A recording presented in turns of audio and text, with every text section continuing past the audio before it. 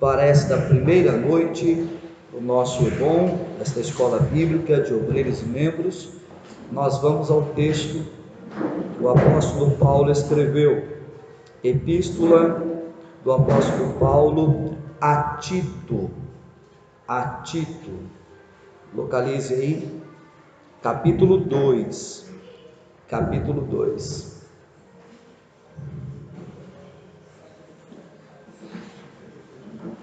1 Timóteo, 2 Timóteo, Tito, uma carta vizinha às epístolas que Paulo escreve a Timóteo também. Vizinha a Filemon, vizinha a Hebreus.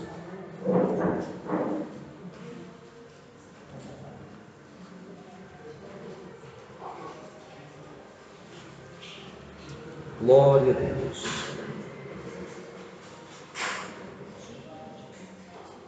Tito, epístola pastoral de Paulo a Tito, capítulo 2, versículo 11 a 15.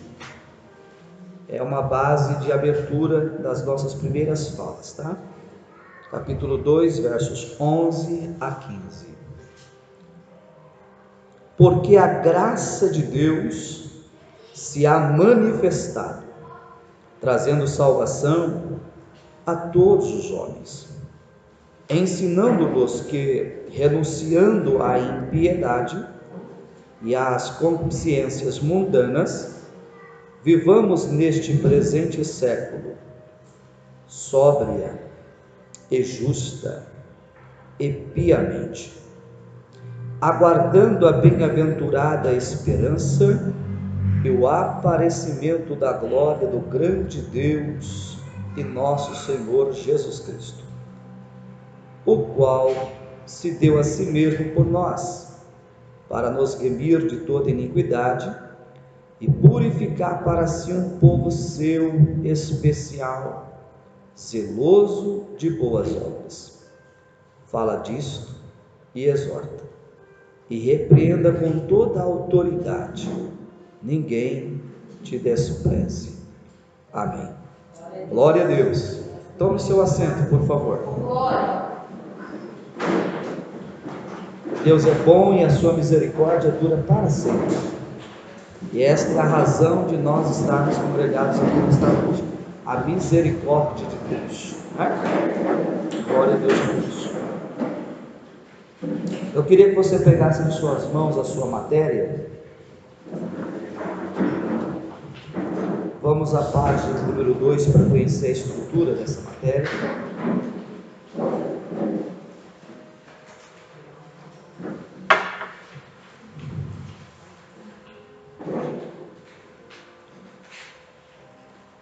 O nosso tema central é tratar sobre comunhão e relacionamento.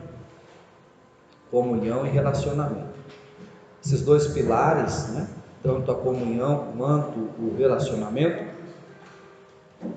eles são tanto vertical quanto horizontal.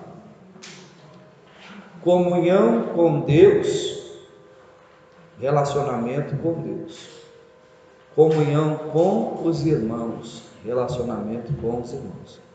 Então, uma comunhão e relacionamento, ele precisa ser tanto na vertical quanto na horizontal.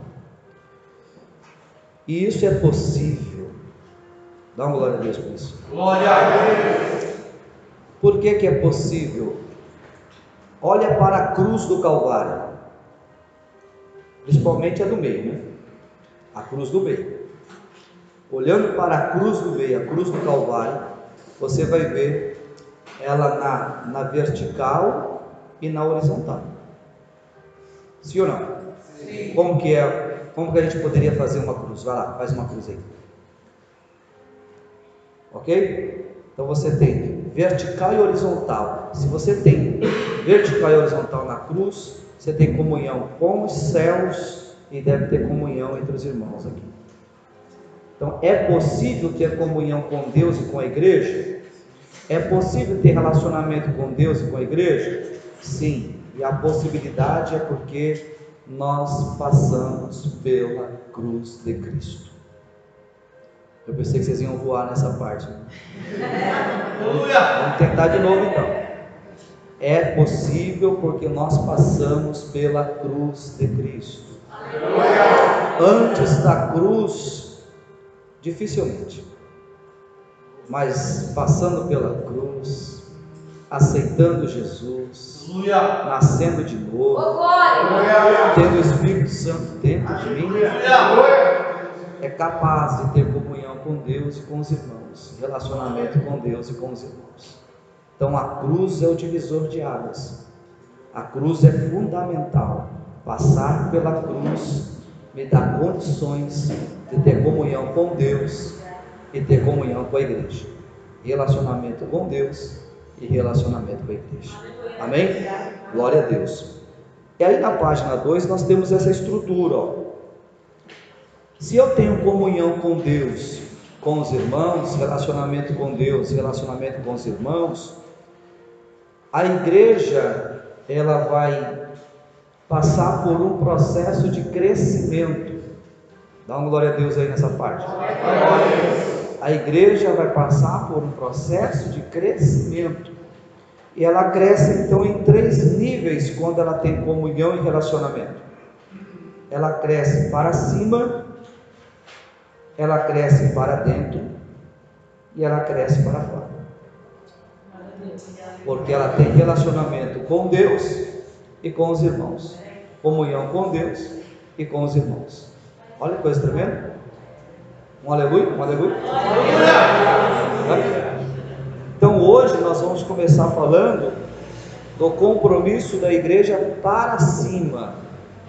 Vamos falar sobre o nosso compromisso com Deus. E na exposição aqui, no esboço dos tópicos, você vai ver alguns itens como glorificar a Deus, invocar a Deus, adorar a Deus, o culto no Novo Testamento, a adoração deve ser feita em espírito, a adoração deve ser feita em verdade, o esforço cristão, o significado da adoração e o louvor. Esses são os pontos que nós vamos estudar entre hoje e amanhã,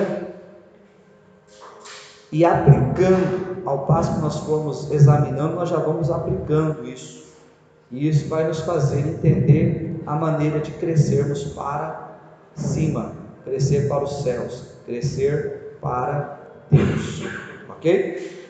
Depois nós vamos estudar sobre o compromisso da igreja para dentro. E para a igreja crescer para dentro, ela tem que ter a base, e a base ela é justamente a comunhão.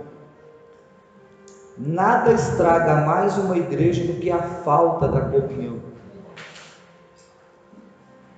O que eu vou falar agora não é para dar glória para o diabo não, porque ele não merece. Mas a nossa falta de comunhão dá mais prejuízo ao crescimento da igreja do que o próprio diabo. É a nossa falta de comunhão prejudica o crescimento da igreja. A gente precisa resgatar isso com muita pressa. É tanto que se nós tivermos comunhão, o diabo já perdeu faz tempo. Glória a Deus. É isso aí, glória a Deus, no nome de Jesus. Agora eu gostei dessa parte aí. Por quê? A nossa unidade na terra confirma as coisas no céu. Olha como é importante a nossa comunhão. Se nós tivermos comunhão como igreja, nós estamos com uma base bíblica tão forte para alcançarmos grandes bênçãos de Deus. E o crescimento da igreja que é fundamental. Esta comunhão promove esses itens aqui, ó. Comunhão promove ensino. Comunhão promove crescimento. A comunhão, o relacionamento vai promover a própria comunhão também. E vai promover a santificação da igreja. E aí no sábado, bem provável, nós vamos encerrar com o compromisso da igreja para fora. E para fora é a grande comissão. Então veja, a igreja cresce para cima, cresce para dentro e cresce para fora. Você recebeu 3 chamados de Deus. Deus te chamou para crescer. Deus te chamou para crescer. Em 3 grandes níveis: para cima, para dentro e para fora. Olha que coisa linda. Então, na página 3, nós abrimos o diálogo com esse texto que Paulo escreveu a Tito. Ele abre esse diálogo dizendo assim: o apóstolo Paulo tinha uma extraordinária, ou um extraordinário poder de síntese, ou seja, em poucos versículos ele trouxe 3 grandes verdades. Ele fez uma síntese aqui do verso 11 a 15. Paulo trouxe 3 grandes verdades, que é o assunto que nós vamos tratar hoje, amanhã e sábado. Com poucas palavras ele conseguia dizer muitas coisas. O texto de Tito 2, verso 11 a 15 é uma prova disso. Paulo fala do poder e dos efeitos da graça manifesta, que ela traz salvação, aleluia, como ela nos educa a vivermos neste mundo presente. Aí diz assim, sóbria. Essa expressão sóbria quer dizer bem conosco mesmo. Nós vivemos neste mundo presente, mas de uma maneira sóbria. Nós não estamos ébrios, nós não estamos embriagados. Poxa vida, hein? Vamos tentar de novo essa parte, né? Nós não estamos embriagados, nós estamos sóbrios. Posso corrigir uma frase bem comum entre nós pentecostais? É comum você usar uma frase para dizer, num culto bem, aqueles bem pentecostais, onde a tampa da chaleira voa, sabe? Meu Deus. E a gente tem uma expressão comum, dizer, nossa, ontem eu estava embriagado. Ontem eu estava embriagado do Espírito e tal. O outro usa outra expressão, estava possesso. Estava possesso. Cada uma, né? Estava possesso. Como é um ambiente que nós estamos utilizando como escola, a gente pode corrigir. Sem ofender ninguém, viu? Sem ofender ninguém. Não é essa a ideia, ofender ninguém. É sempre tentando corrigir alguns termos que nós usamos. Eu não conheço ninguém para ter termo mais rico do que os pentecostais. Então, por que a gente inventa um? Então, essa expressão embriagado e possesso, ela não é coerente para o contexto do Novo Testamento, principalmente. Porque no Novo Testamento, nós não somos embriagados, né? Nós somos cheios do Espírito Santo. Até porque o embriagado, quem já bebeu um dia sabe o que eu vou falar agora, não conta nada para ninguém. Mas o embriagado não sabe nem chegar em casa, precisa de alguém para conduzir. Ainda perde muita coisa pelo caminho. Isto é, se chegar também. O embriagado, ele nem lembra o que aconteceu em determinado momento ali da embriaguez. Então nós não estamos embriagados do Espírito, mas nós estamos cheios do Espírito. É tanto que Efésios 5, versículo 18, Paulo diz o que lá? Não vos embriagueis com o vinho. Ele está usando a palavra certa. O vinho vai embriagar, aí vai gerar contenda. Mas enchei-vos,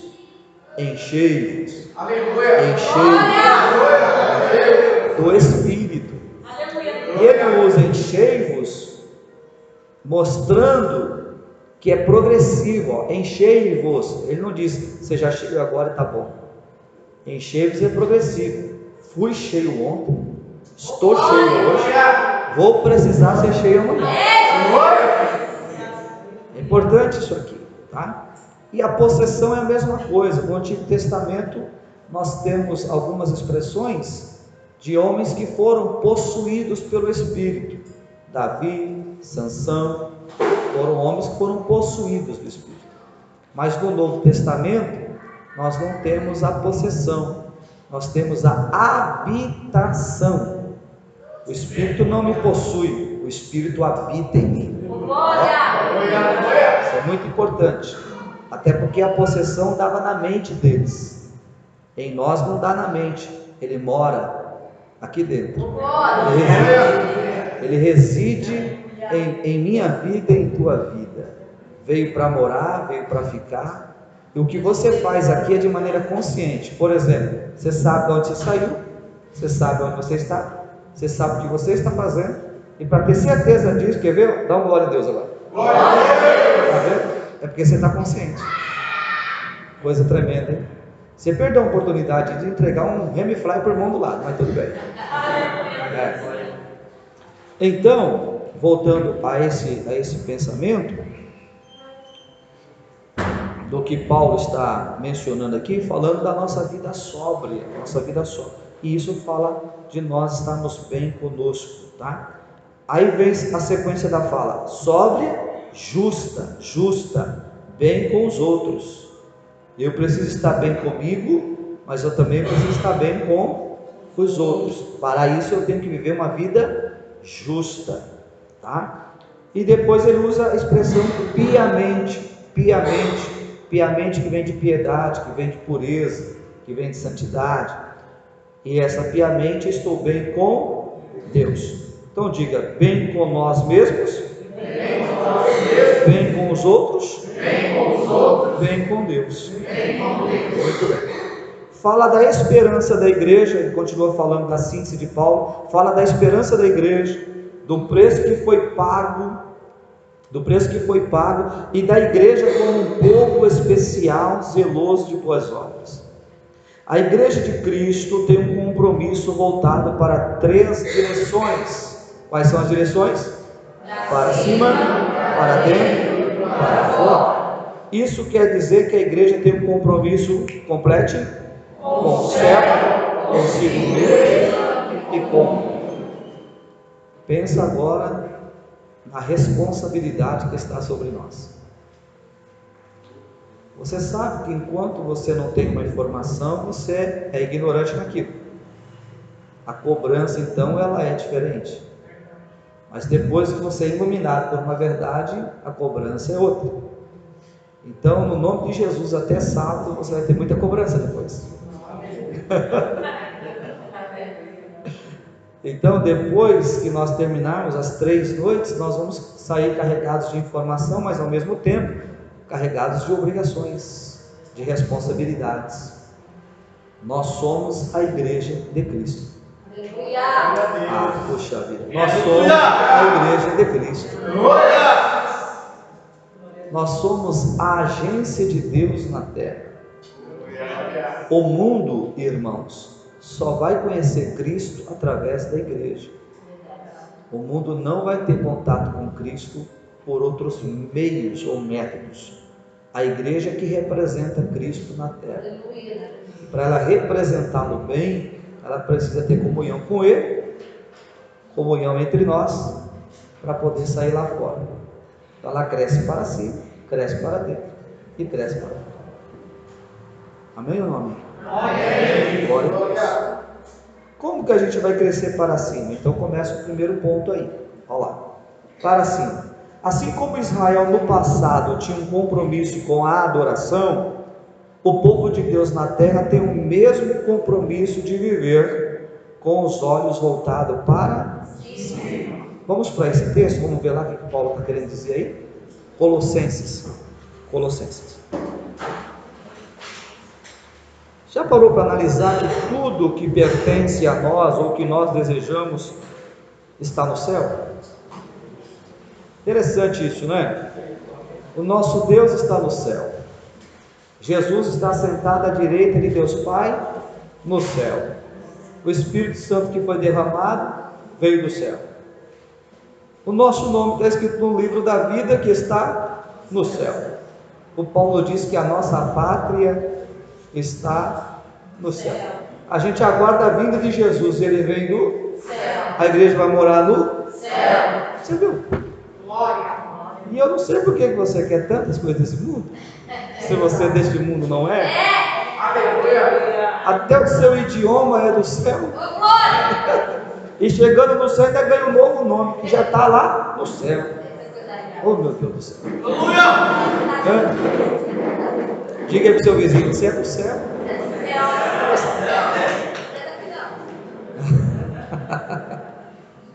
Colossenses capítulo 3, versículo 1 e 2.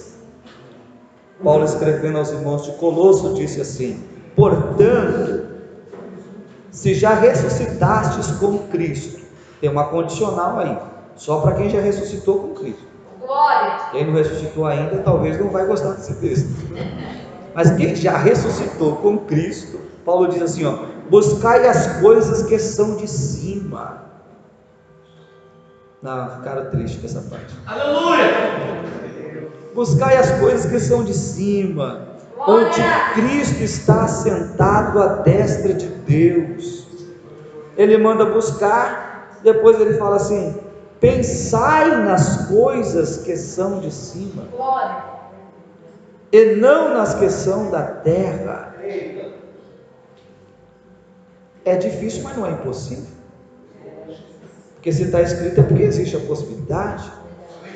Então são duas coisas: buscar e pensar. Diga, buscar e pensar. Vamos aplicar? O que você busca hoje? O que você pensa hoje? Se tiver de acordo com o texto, glória a Deus. Se não tiver, Jesus me ajuda.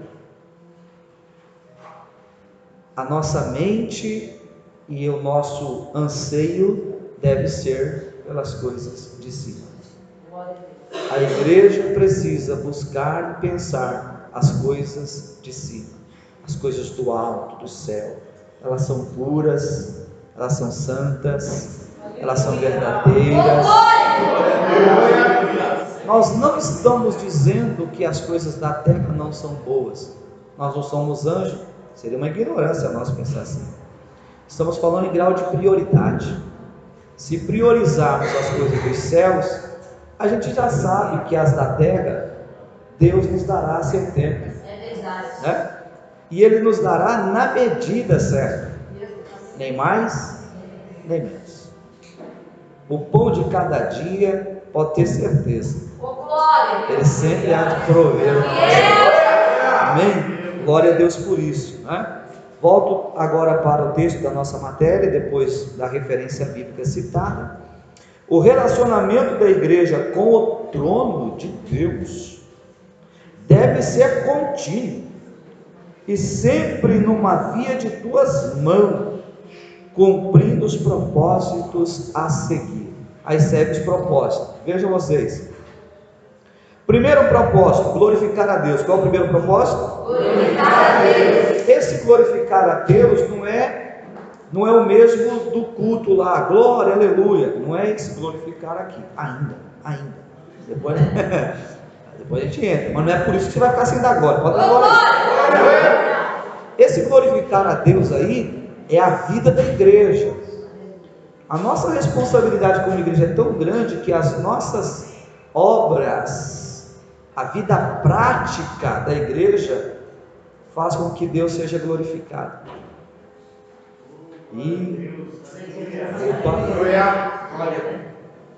Eu acho que nessa parte a gente ficou em pecado, né? Você viu que diminuiu assim o glória, ficou assim meio. As nossas obras, as nossas atitudes, o que nós refletimos para o mundo como igreja, glorifica a Deus. Por isso que ela precisa ser zelosa, ela precisa ser de boas obras, porque aí ela consegue fazer com que o mundo venha glorificar a Deus. Então é nossa responsabilidade. Como que a igreja cresce para cima? Quando ela glorifica a Deus através do seu trabalho, daquilo que ela exerce como igreja no lugar que ela está lotada, ou seja, onde ela se localiza. Olha que responsabilidade que nós temos aí.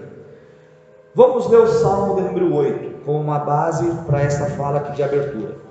Salmos de número 8. Dá um glória a Deus enquanto você for olhar.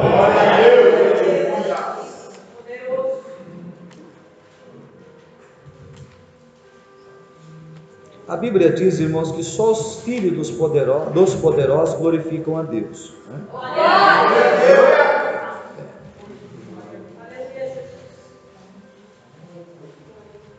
Salmos de número 8. Esse é o salmo da criação. Você vai se identificar aí com este salmo. Ó Senhor, Senhor nosso, como admirável é o teu nome em toda a terra, pois pusestes a tua glória sobre os céus. Da boca das crianças e dos que mamam, tu suscitaste força por causa dos teus adversários, para fazer calar o inimigo e vingativo.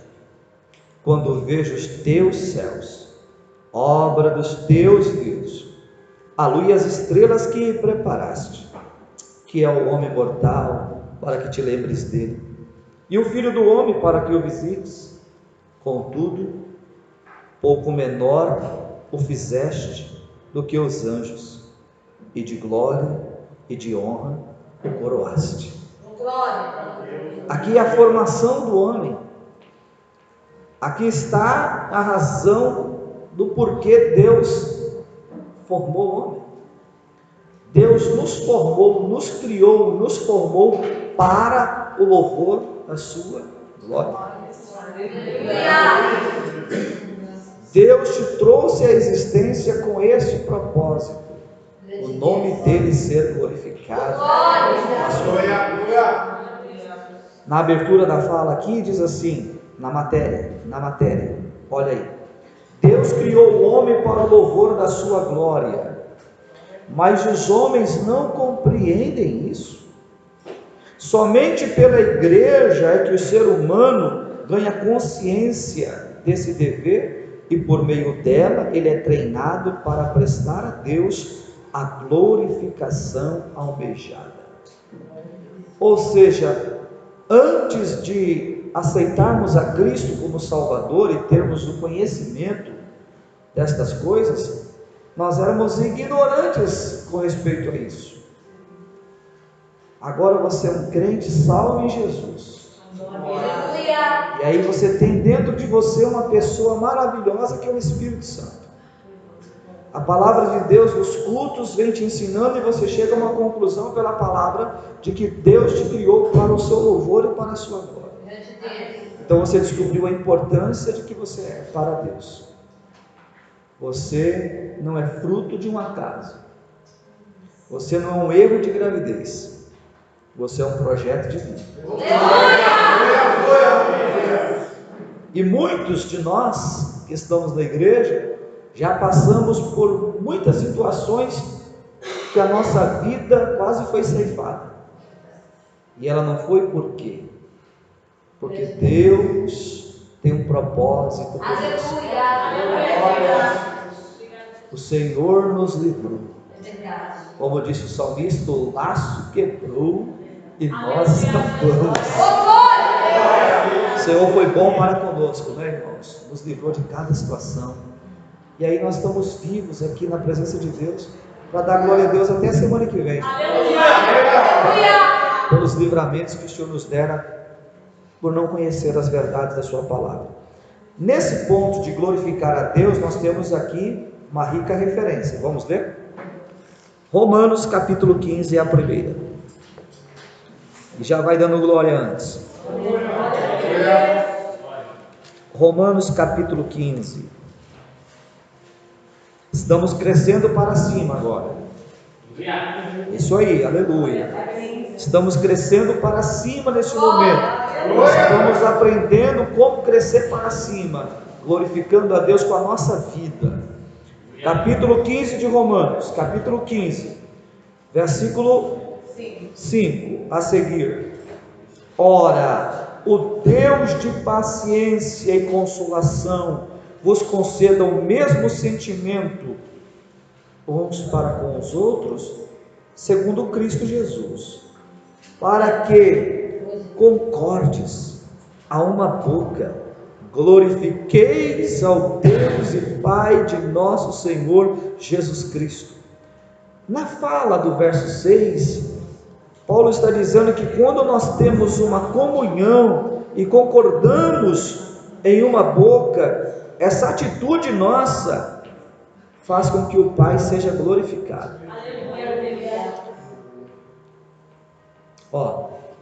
Nem tudo em uma igreja ou dentro da igreja eu concordo, nem tudo, mas como eu tenho comunhão,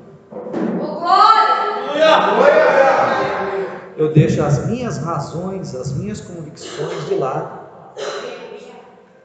Eu não posso criar um mundo que é só meu. Eu não vivo sozinho na terra. Não é verdade? Nem no céu você vai encontrar isso, irmão. Nem no céu.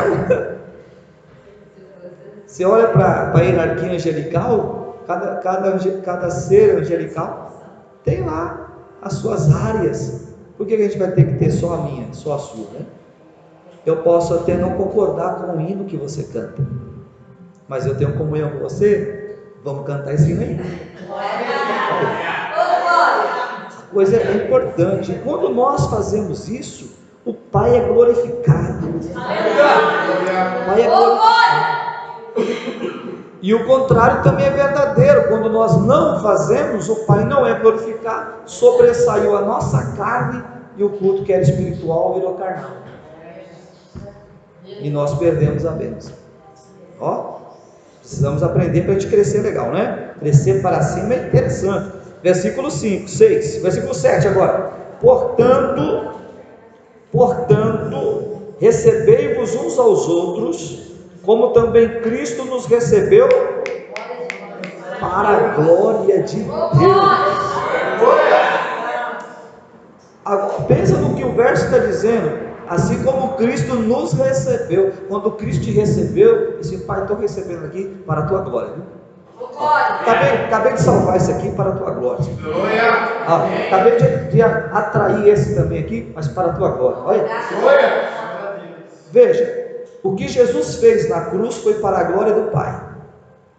Quando Cristo assumiu o trono à direita do Pai, o Pai glorificou o Filho.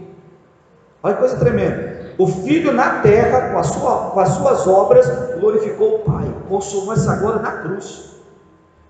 Jesus disse em João 17 que quando ele fosse assunto aos céus, o Pai ia glorificar ele no céu com a mesma glória que ele tinha antes, quando ele veio, que ele renunciou para vir. João 17:5, glorifica-me, Pai, com aquela mesma glória que eu tinha contigo aí na eternidade. Olha que coisa. Que Cristo glorifica o Pai pela obediência na terra. O Pai glorificou o Filho quando ele assentou à direita de Deus Pai. Aí o Filho mandou o Espírito Santo para habitar na igreja, para que através da igreja o Filho seja glorificado. Olha que coisa tremenda. Então nós não podemos deixar de glorificar ao Senhor como igreja, pois para isso Deus nos chamou. Aleluia. Quando nós fazemos isso, nós estamos crescendo para cima. Glória. O crente que cresce para cima, irmão, ele adquire uma maturidade. Ele não fica envolvido com coisas erradas, não fica dando brecha para a carne, para o pecado. Ele não é um problema na igreja. Aliás, a gente ora para Deus mandar mais, igualzinho. Oh, coisa boa, irmão. Coisa boa é crente maduro que está crescendo para cima. Versículo 8 agora, vamos lá, tem que ler pelo menos até o versículo 11, vamos aí. Digo, pois, que Jesus Cristo foi ministro da circuncisão, por causa da verdade de Deus, para que confirmasse as promessas feitas aos pais, e para que os gentios glorifiquem a Deus, pela sua misericórdia, como está escrito, portanto, eu te louvarei entre os gentios. Que mais? E cantarei ao teu nome. Verso 10 e 11, outra vez diz, alegrai-vos gentios com o seu povo, e o verso 11 diz, e outra vez, louvai ao Senhor, todos os gentios, que mais? Celebrai todos os povos. Vejam que o verso 6 falou de glorificar a Deus, o 7, para a glória de Deus, o 9, glorifiquem a Deus, o 9 encerra, louvarei, o 9 encerra, cantarei. O 11 diz, louvai ao Senhor. O 11 diz, celebrai todos os povos. Nós fomos criados, formados para glorificar a Deus. E eu posso glorificá-lo de diversas maneiras, mas uma importante, a vida prática da igreja. A igreja glorifica a Deus pela sua vida prática. O que ela faz, o que ela realiza, glorifica a Deus, tá? Isso é importante para nós. Vamos ver mais um texto, Efésios capítulo 1, 1 Coríntios, 2 Coríntios, aí já chega a carta que Paulo escreve aos Efésios, aos Gálatas, aos Efésios. Localiza esse texto, capítulo 1, temos 4 versículos aí, o 5, 6, o 12 e o 14.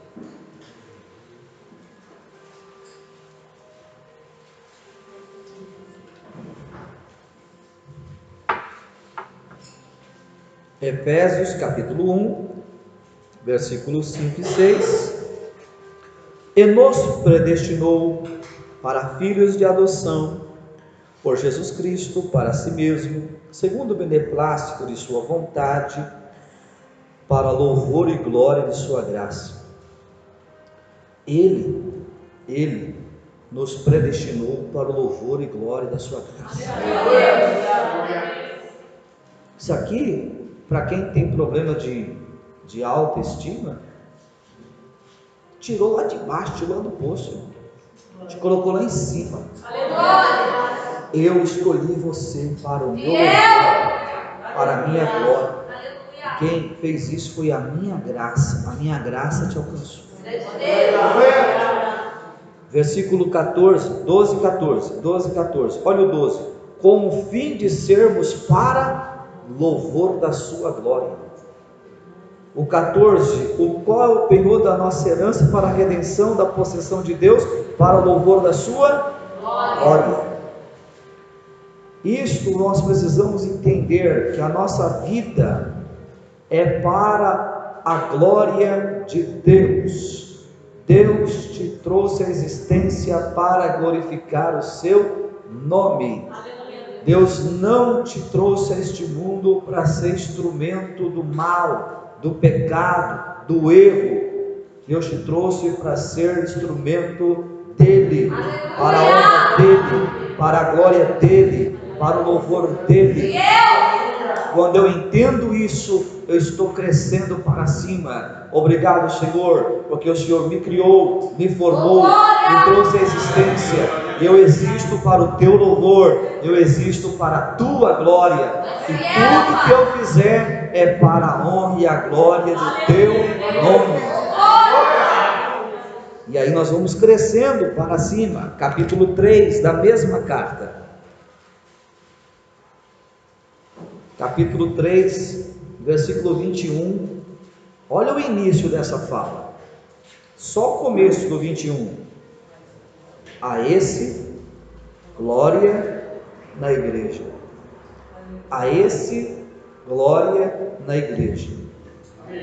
O contexto do texto vai falar de Cristo. Aí falando de Cristo, fala a esse, que é Cristo, glória na igreja. Ele está dizendo, a igreja glorifica a Cristo. A igreja glorifica a Deus. Cristo é glorificado através da igreja, pois o Espírito Santo habita na igreja. Tem um texto que está ali próximo para fortalecer essa fala, está em João 14. Vai lá comigo só para me colocar mais esse versículo aí. João 14.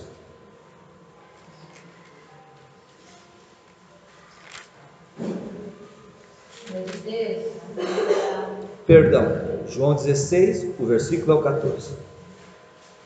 João capítulo 16, versículo 14. O 13 e o 14. O 13 diz assim: mas quando vier aquele Espírito da verdade, ele vos guiará em toda a verdade, porque não falará de si mesmo, mas dirá tudo o que tiver ouvido e vos anunciará o que há de vir. Olha o ministério dele no 14, somado ao Efésios 3:21, porque é na igreja. Ele me glorificará. Jesus está dizendo, quando o Espírito Santo vier, ele vai ser derramado, ele vai morar na igreja, ele vai habitar na igreja, ele vai estar nos crentes, e por meio desta igreja, Efésios 3:21, ele me glorificará. Por que você glorifica a Cristo? Porque habita em você o Espírito Santo. Por que você glorifica a Deus? Porque o Espírito Santo habita em você. Olha que coisa tremenda. Nós glorificamos a Deus, exaltamos a Deus, porque o Espírito Santo habita em nós. Ele me glorificará, porque há de receber do que é meu, e vou-lo há de anunciar. Efésios 3:21 é isso. A esse glória na igreja. A igreja foi estabelecida com este propósito: glorificar a Deus. E ela glorifica através das suas obras, das suas atitudes. A maneira como a igreja vive dentro e fora das suas quatro paredes glorifica a Deus. Então nós temos um peso de responsabilidade muito grande nisso aqui, tá? Vamos para Mateus, capítulo de número 6. Mateus capítulo 6.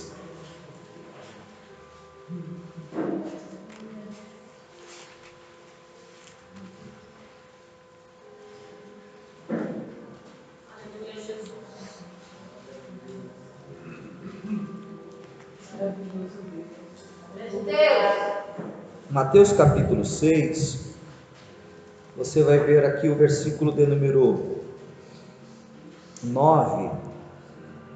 Mateus 6, 9. Vamos só focalizar duas falas para a gente ler um outro texto junto.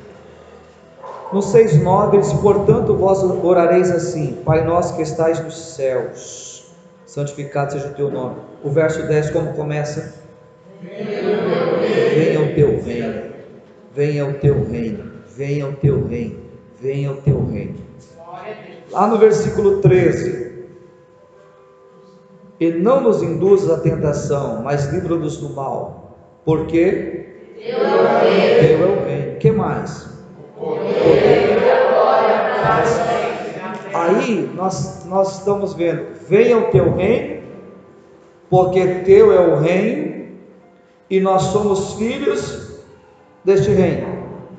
Qual é o comportamento dos filhos deste reino? Capítulo 5.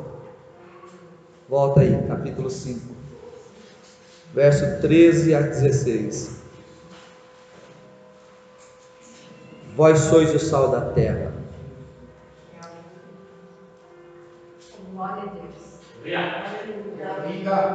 E se o sal for insípido, o que há de salgar? Para nada mais presta, senão para ser lançado fora e ser pisado pelos homens. Vós sois a luz do mundo. Não se pode esconder uma cidade edificada sobre o monte, nem se acende a candeia e se coloca debaixo do alqueire, mas no velador, e dá luz a todos que estão na casa. Assim resplandeça a vossa luz diante da igreja. Está assim aí no texto? Está assim? Desse jeito? Você viu que nós gostamos de mostrar a nossa luz mais para nós mesmos? A gente gosta de mostrar o nosso sal mais para nós mesmos? Você percebeu que dentro da igreja nós somos luz dentro do luzeiro e o sal dentro do saleiro. Mas a ordem é sal no mundo, sal na terra, luz no mundo. Qual que é a ordem? Sal na terra, luz no mundo. Qual que é a ordem? Sal na terra, luz no mundo. E aqui que está a razão do Pai ser glorificado. Quando eu sou o sal para esta terra, quando eu sou uma luz para este mundo, o Pai é glorificado. Veja, ele diz: não se acende a candeia e se coloca debaixo, verso 15, debaixo do alqueire, mas no velador, e dá luz a todos que estão na casa. O 16, assim resplandeça a vossa luz diante dos homens, para que vejam as vossas boas obras e glorifiquem a mim mesmo.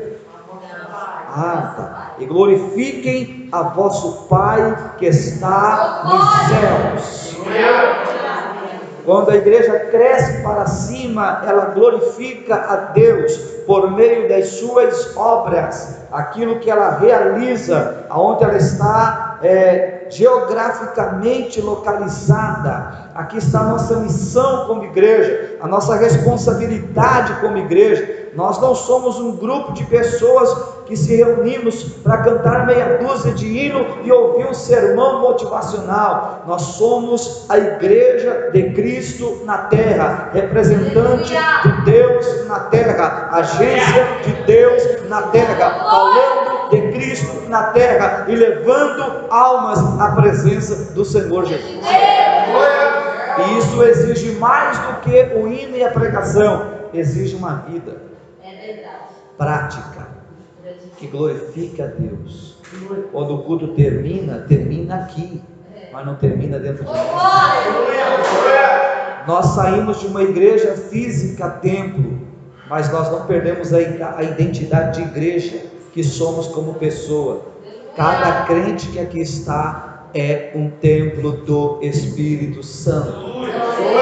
Você não termina o culto e vai para casa e o Espírito fica preso aqui dentro até você chegar no próximo culto para ele entrar em você de novo. Ele mora em você, ele reside em você. Então, diga para o seu vizinho assim, ó, sorria. Você está sendo filmado. Todos estão te filmando, tá? Então a nossa vida glorifica a Deus. Amém? Amém. Agora, segundo ponto. Em segundo lugar, invocar a Deus. Invocar a Deus. Esse é o segundo ponto que faz com que nós, como crentes, como igreja, conseguimos crescer para cima. Invocar a Deus. Esta palavra, invocar, ela vai ter uma raiz lá em Gênesis capítulo 4. Vamos lá? Por favor. Gênesis capítulo 4. Glória a Deus. Glória. É isso aí. Se você perceber que o seu irmão está quietinho, é porque ele está cansado. Certamente ele veio numa jornada de trabalho, né? 6 horas, 8 horas, 10 horas, alguns talvez até 12, né? Então dá uma glória a Deus melhor aí. Glória a Deus. Certamente ele leva um susto, né? Acorda um pouco.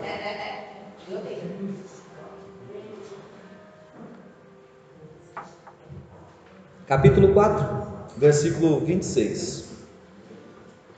Gênesis 4, versículo 26.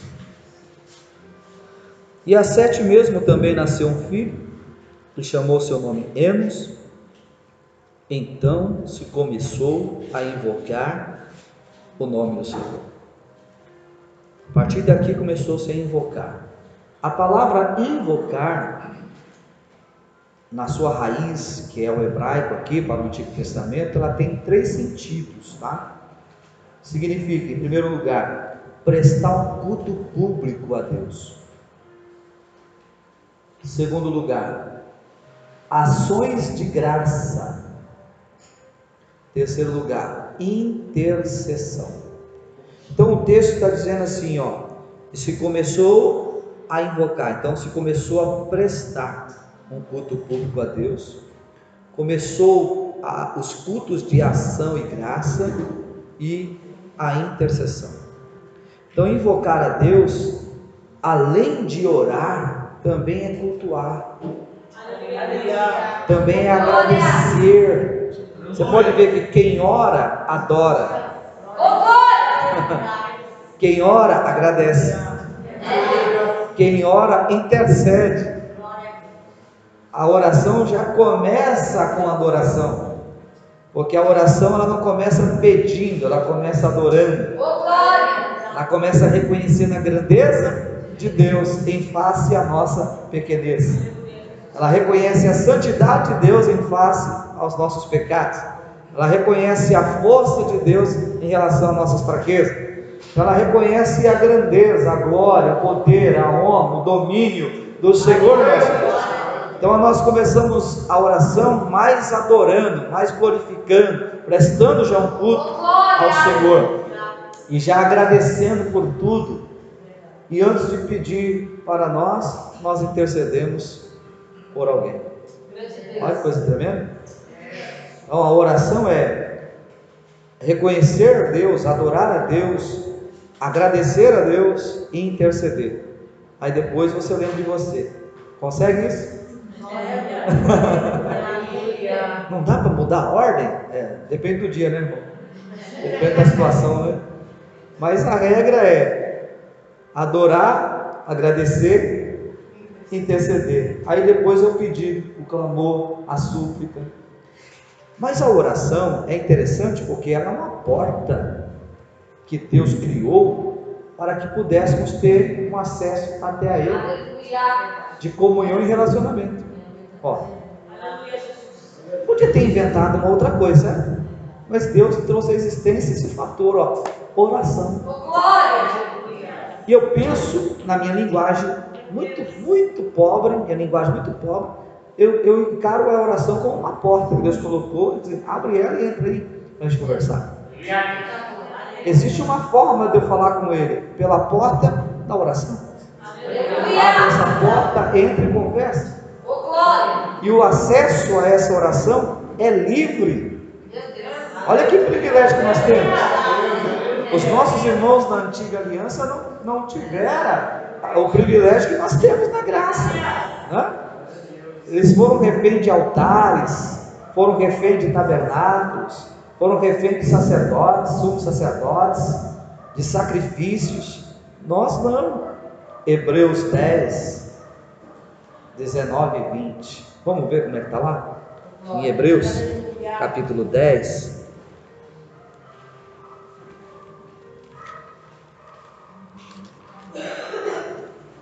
Capítulo 10, verso 19 e 20.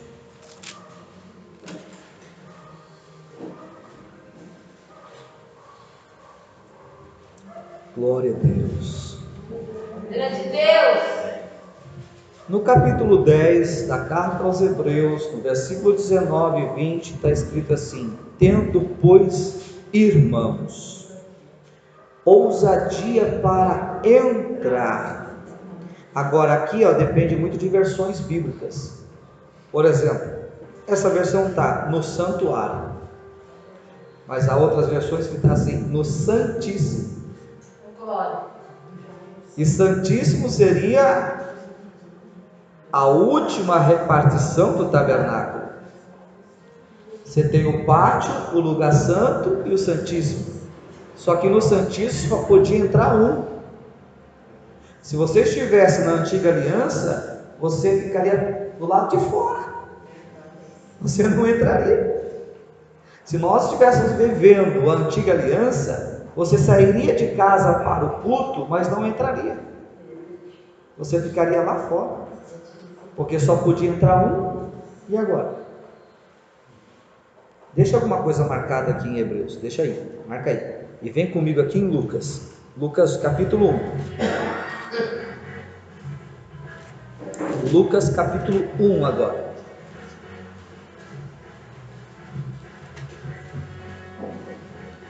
Lucas capítulo 1.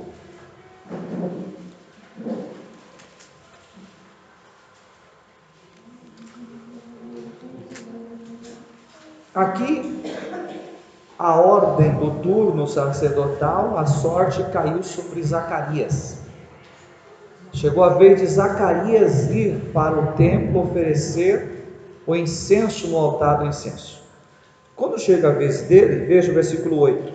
E aconteceu que, exercendo ele o sacerdócio diante de Deus, na ordem de sua turma, Lucas 1:8, Lucas 1:9, segundo o costume sacerdotal, coube-lhe em sorte entrar no templo do Senhor para oferecer quer dizer, até o altar do incenso ele foi, no Santíssimo ele já não pôde entrar.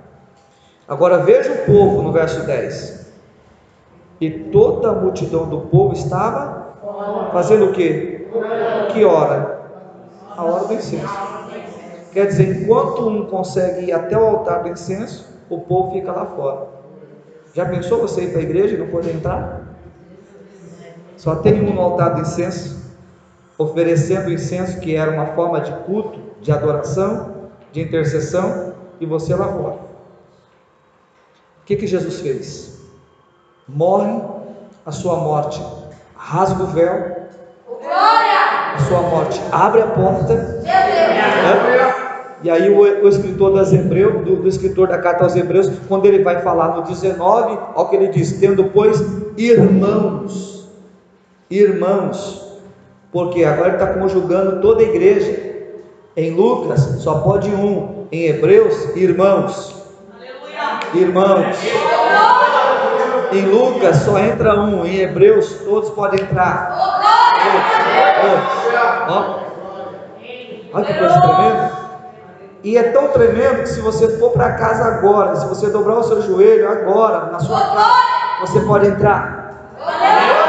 Se você estiver dentro de uma condução, indo trabalhar e você orar, você pode entrar. Se você estiver no horário de almoço lá no seu trabalho, entrar naquele banheiro, daquela empresa, dobrar o joelho para orar, você pode entrar. Se estiver no banheiro da sua casa, no seu chuveiro e resolver orar, você já está entrando. Oh, meu Deus do céu. Porque ele tirou não só isso, ele não só rasgou o véu, ele quebrou a geografia. Que a geografia da época era ou no templo ou no monte. Lembra que a mulher perguntou para Jesus? Ele veio e falou assim: não, acabou esse negócio. Qualquer lugar é lugar. Deus que tem um verdadeiro adorador ali, qualquer lugar. Então ele diz: tendo, pois, irmãos, ousadia para entrar no Santíssimo, pelo sangue de Jesus, pelo novo e vivo caminho que ele nos consagrou pelo véu, isto é, pela sua carne. É o que Cristo fez por nós. Então agora, essa ideia de invocar é a ideia da oração. Diga oração.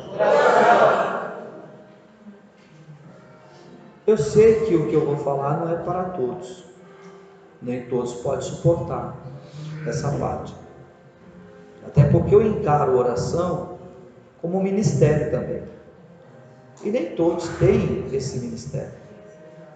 Uns oram poucos, outros muitos, outros nada, outros na carona.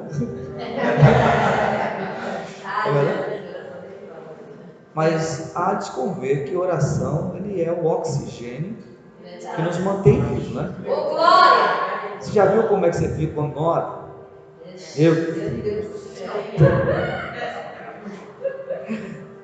E você já percebeu que quando você está vivendo um momento de oração, seu comportamento é outro? Então a importância da oração é fundamental. Quando nós oramos, nós crescemos para cima. E não dá para falar de oração sem usar um modelo. Quem é o modelo de oração? Jesus. Jesus. Vamos para Lucas capítulo 11. Lucas capítulo 11.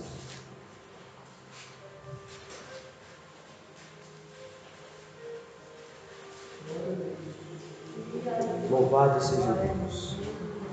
Lucas capítulo 11, o versículo 1.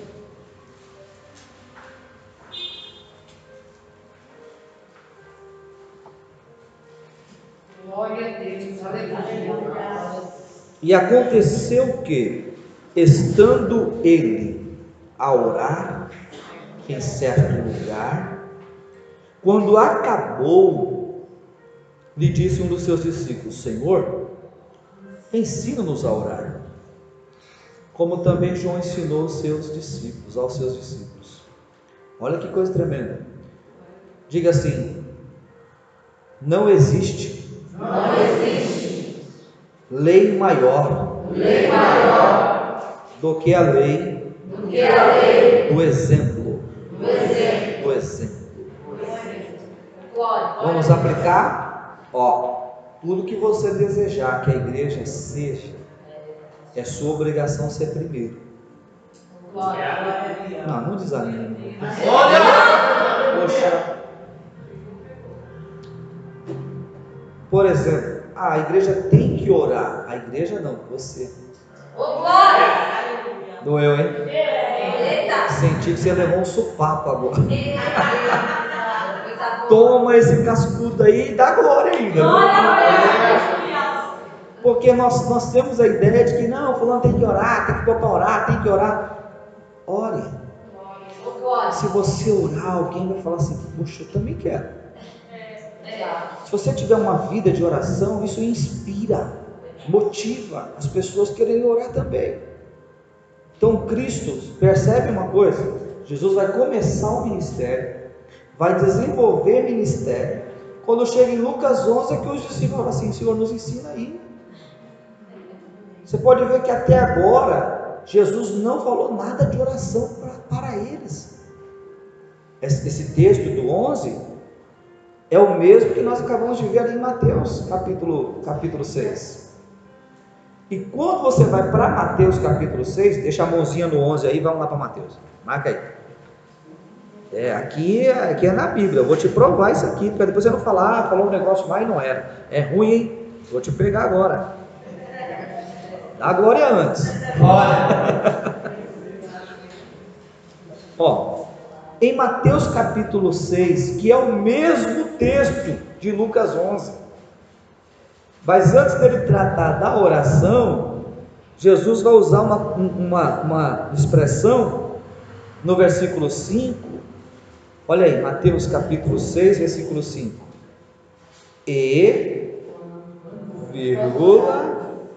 Quando orares. Olha o que ele usou. Quando orares. Ele não falou assim, vai orar. Porque até agora nenhum dos discípulos tinha orado. E cá entre nós, se a gente tivesse lá, a gente também tinha orado também não. Não adianta você ficar pensando assim, não, porque você está do lado de Jesus, vai orar para quê? Ó. Faz sentido. Se eu tivesse lá, não orando nada, é ruim. Ele está aqui comigo? Aqui orar, é só falar assim, resolve essa daí. Tá certo. Então Jesus está olhando assim, olha. Como Jesus está vendo, ele está na frente, assim, ó. E quando orares? Porque até agora nenhum deles orou. Versículo 5. Aí você vai para o versículo 16. Olha lá. E quando jejuares. Porque até agora nenhum deles também havia jejuado. Então você não vê Jesus falando assim, ó, você tem que orar. Ele não disse isso. Você tem que jejuar. Ele não disse isso. Mas como que Jesus despertou neles o desejo de orar e jejuar? Quando Jesus fez.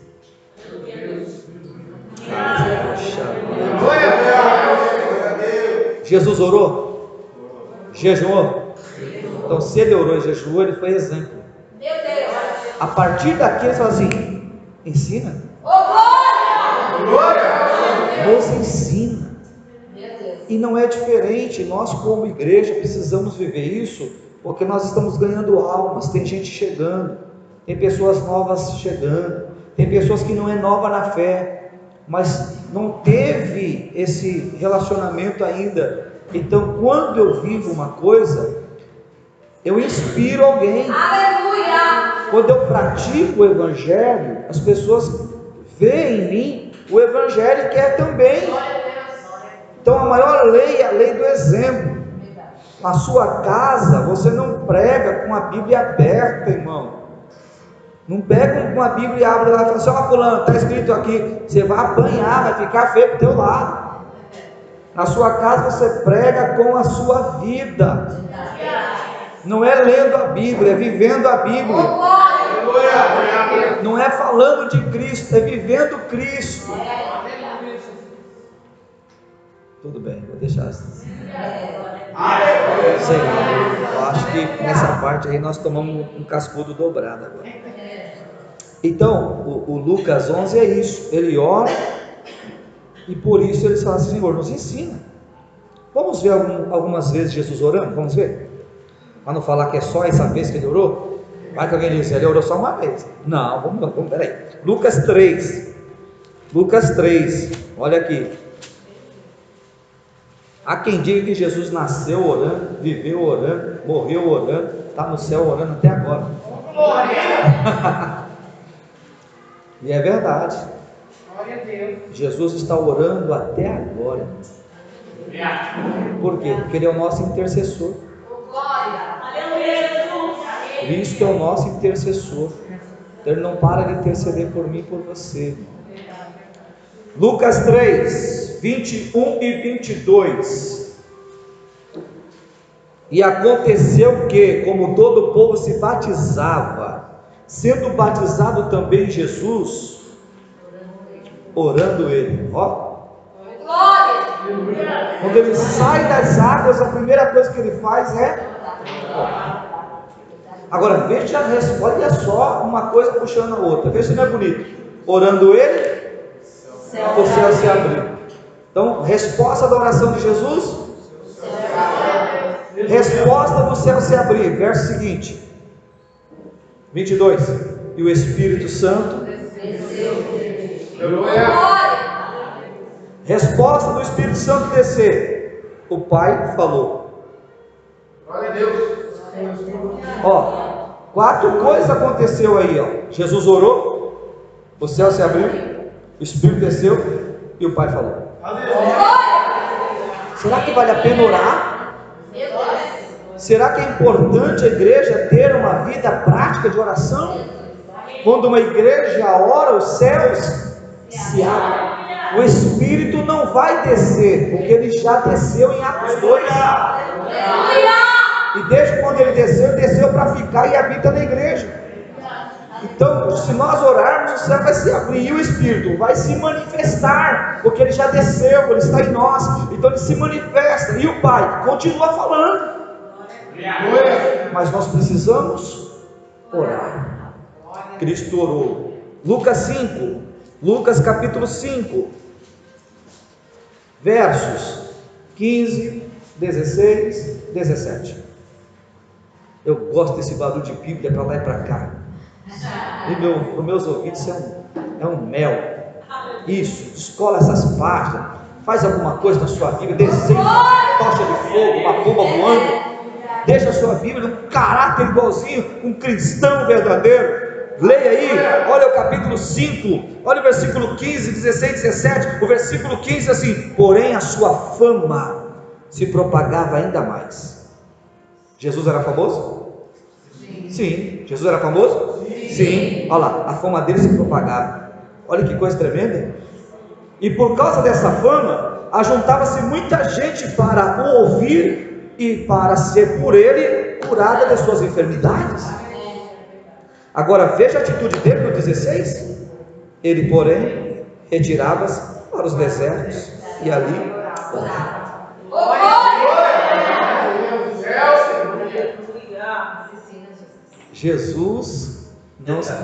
Jesus não seria para os pregadores hoje um modelo. Você viu?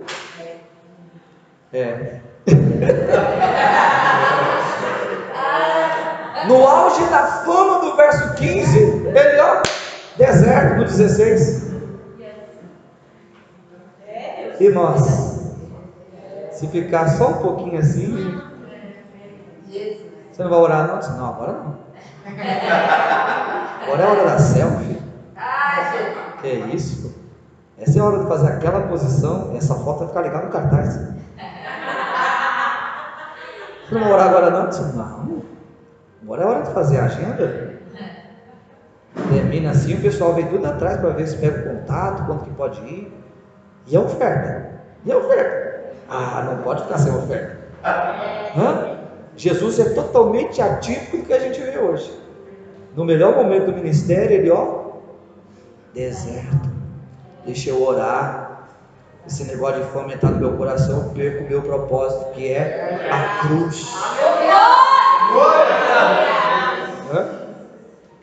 Em Atos capítulo 8, Filipe aprendeu certinho, não foi? No auge do ministério dele em Samaria, Atos 8, no verso 5 até 8, nossa, o diácono Filipe está numa situação, olha, todo mundo olhando para ele ali, coxos andando, demônios expulsos, gente curada, há uma alegria em Samaria, maior avivamento em Samaria. O Senhor veio e falou assim: sai daí, vai para o deserto. E a Bíblia diz que ele levantou e foi ao deserto.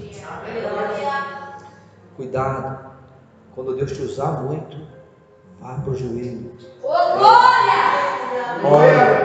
Ore, porque a soberba derrubou anjos do céu. Fez os nossos pais caírem no Éden. De lá para cá, muita gente tem tombado. Então, quanto mais Deus te usar, mais necessidade de orar, para que o coração não venha se envaidecer. A honra e a glória. Então, nessa mesma linha de pensamento, você vê que ele vai se retirar para orar. Vamos ver mais um texto, capítulo 6 de Lucas, capítulo 6. Capítulo 6. E eu vou te provar que mesmo orando ainda tem coisa que dá errado. Imagine se não orar. Lucas 6, verso 12. 6:12. E aconteceu que naqueles dias subiu ao monte a orar, e passou a noite em oração a Deus. Isso quer dizer que ele passou 12 horas. Subiu, passou a noite em oração a Deus. 12, porque a noite começa às 18, termina no cantar do galo, que é às 6 da manhã. Primeira vigília, segunda vigília, terceira vigília e quarta vigília. 12 horas orando. Quando amanheceu o dia, pode ver o verso 13. E quando já era dia, olha lá. Aí ele chamou assim seus discípulos, e desses discípulos ele escolheu quanto? E um deu errado, não foi? Está vendo? Isso entra depois de 12 horas de oração. Meu Deus.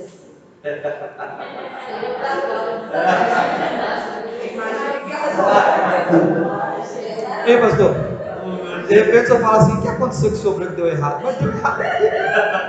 Depois que deu errado com Jesus, com a gente. Isso é porque foi o Senhor que orou e o Senhor que escolheu, hein? Puxa vida. Imagine se não orar. Imagine se não orar. Ele orou, errou um. Se tivesse orado, tinha errado 12. Ore em todo o tempo, ore. Quem ora cresce para cima. Quem ora cresce para cima. Você pode não ser conhecido na terra, mas quem ora é conhecido no céu. Glória a Deus. Vamos a Lucas capítulo 9 agora. Tem mais, Jesus orando. Ele é o nosso modelo. Aí não precisa nem falar mais nada de oração.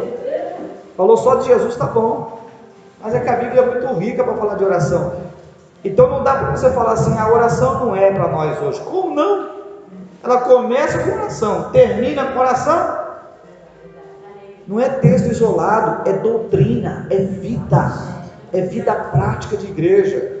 Então capítulo 9, o que eu vou falar agora, não entenda como negativo, tá? Não tenho nada contra, eu vou usar a expressão e vou explicar. Deixa eu explicar primeiro, para depois vocês, cuidado, tá? Versículo 28. E aconteceu que quase 8 dias depois destas palavras, tomou consigo a Pedro e a João e a Tiago, e subiu ao monte a orar. Sim ou não? Sim. Eles foram ao monte, sim ou não? Sim. Qual é o propósito de ir ao monte? Orar. Por que a gente tem que ir para o monte para sair na foto? Puxa vida, irmão. Eu não sou velho, tenho 42 anos. Mas me lembro que a gente, quando ia ao monte, a gente parava ali e a gente falava: gente, como é que está a vida aí? Não é? Aquele temor, a gente não queria fazer daquele lugar. Não, é um momento nosso. Aí nós confessávamos até pecado que não tinha feito, só para não subir em dízimo, não é? Sabe, Senhor, perdoa até aqueles que eu não fiz, com vontade de fazer. Tinha toda uma preocupação de entender que aquele momento e aquele ambiente estava sendo santificado por causa da glória de Deus que ia manifestar ali. Aí, se isso era importante para aquele momento, o que está acontecendo com a gente hoje? Que adianta eu confessar um pecado no pé do monte, mas eu vou tirar a foto lá no monte, eu vou filmar lá no monte. Mudou o sentido do negócio. Qual é o pecado? O pecado é maior do que o que não confessou lá embaixo. Se o negócio é intimidade, para que vai revelar? Fala aí, irmão. Não deixa eu sozinho, não. Tem alguém que tem pecado nessa parte? Confessa agora. Me entenda, não estou falando mal de quem anda no monte, pelo amor de Deus, hein? Por favor, hein? Isso é o nosso refúgio, isso é muito particular, muito nosso, sabe? É um negócio desafiador. Mas já que é monte, já que é secreto, então não precisa foto. Precisa fazer a live. Não precisa. Porque já é monte, já é secreto, já é particular, já é só você e Deus. Amém ou não amém? Amém. Quem não deu amém já sabe, né? Diz que Jesus subiu ao monte não, desse jeito não foi. Subiu ao monte a orar. Aí o 29 diz assim: estando ele orando. Veja, o propósito do 28, subir ao monte, para quê? Orar. E no 29 está escrito o quê? Orando. Então, para aquilo que ele foi fazer, ele fez. Aí a gente fala, vamos para o monte, para quê? Para orar. Chega lá, nem vou falar. Mas aqui diz que quando Jesus foi, ele orou. Então, se é para orar, vamos orar. Nada mais do que orar. Pois para isso é que nós vamos lá, se refugiar em oração. E eu te pergunto, Jesus orou? Você viu? No 3, no 5, no 6, no 9, no 11, que é da onde a gente começou, que fez com que ele nos ensina. Então ele viveu lei de exemplo. Jesus foi vivendo lei de exemplo. Ele só foi orando. Chegou no 11, eu falei assim, mas desde o capítulo 3 o senhor está orando? É o seguinte, ensina a gente também.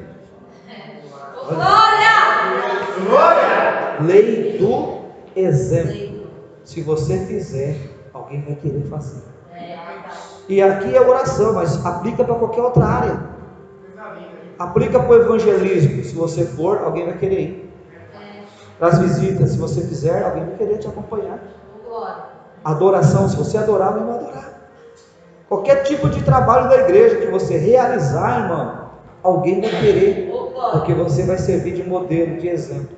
Então não peça, faça. Porque quando você pede sem fazer, você não tem força na sua fala.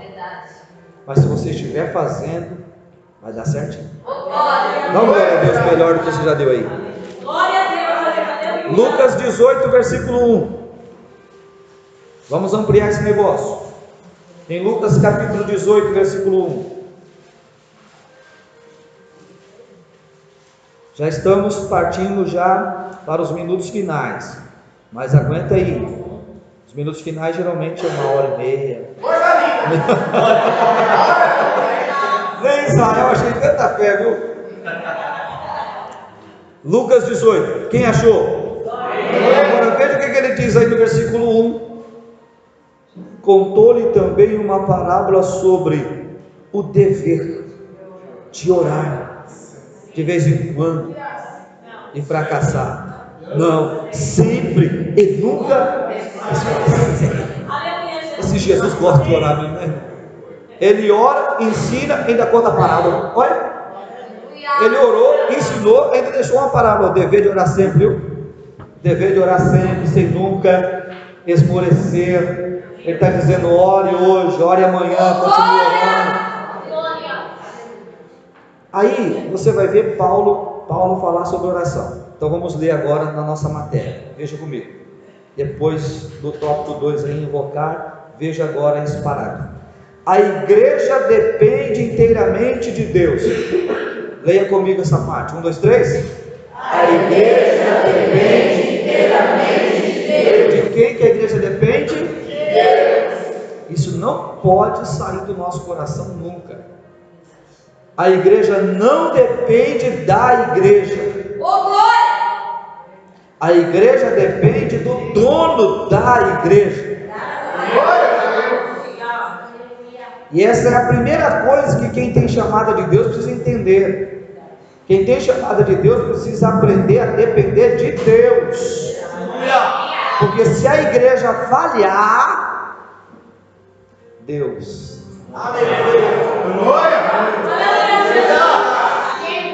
Quem vive igreja sabe o tom do que eu estou falando. Tem coisas na igreja que a gente espera. A gente anela, não vai dar certo, não vai acontecer. Não, ele vai fazer, não, ele vai. Assim, não fez. Porque você esperou, você acreditou que ele ou ela ia fazer determinada coisa. E a sua dependência em tese estava nisso.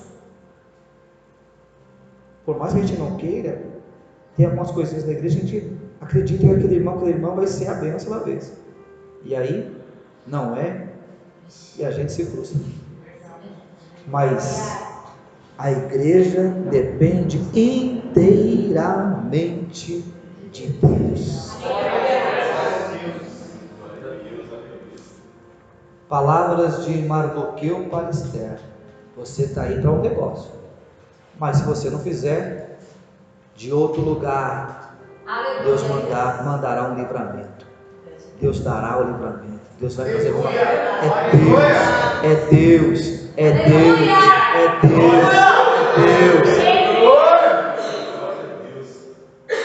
Nós confiamos nos irmãos, mas depender só de Deus.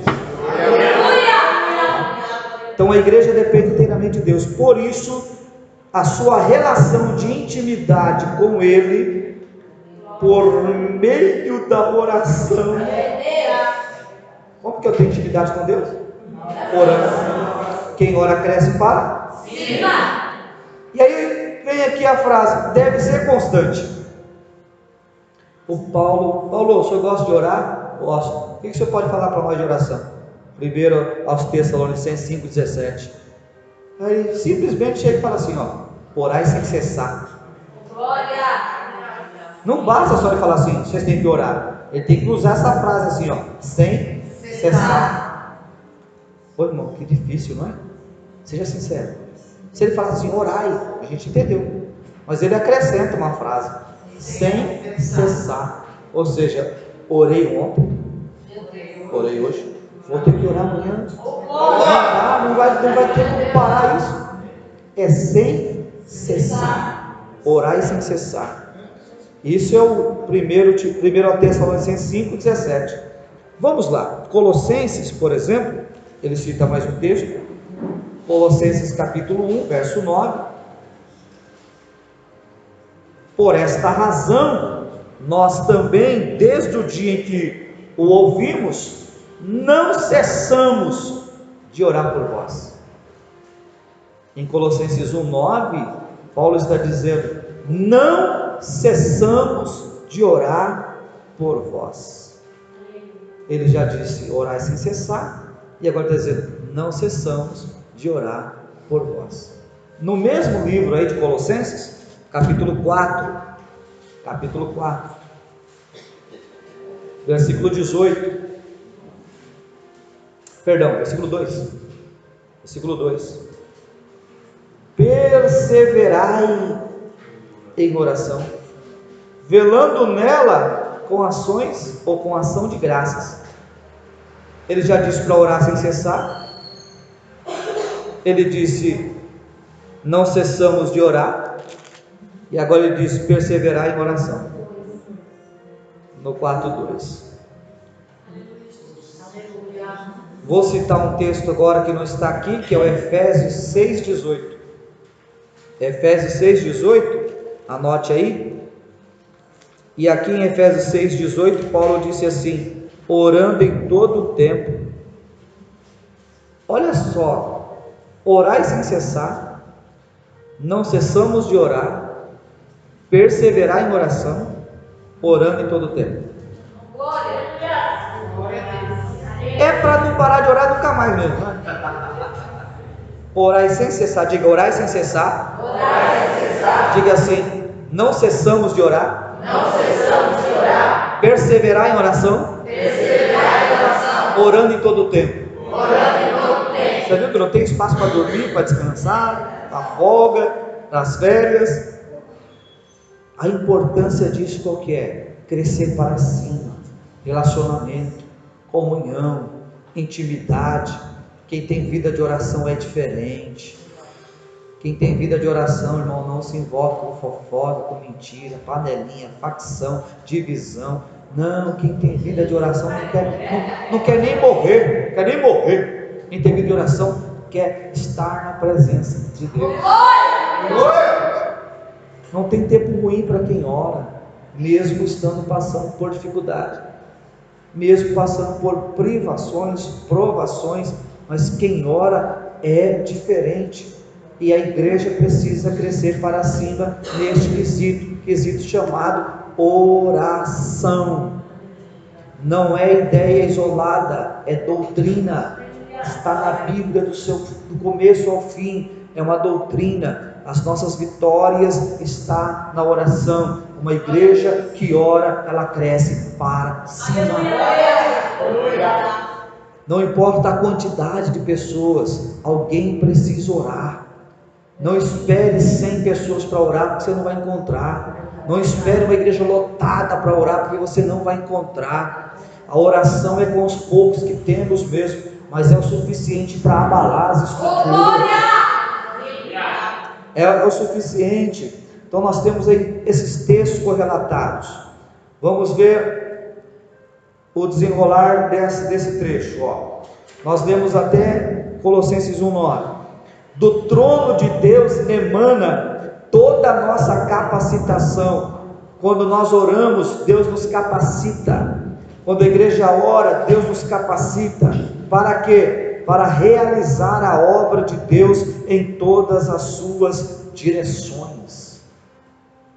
Quando os crentes entendem que os embates, as lutas, as dificuldades são resolvidas por meio da oração, quando os crentes entenderem isso, as discussões, os falatórios que geram maiores contendas serão substituídos pela manifestação do poder de Deus.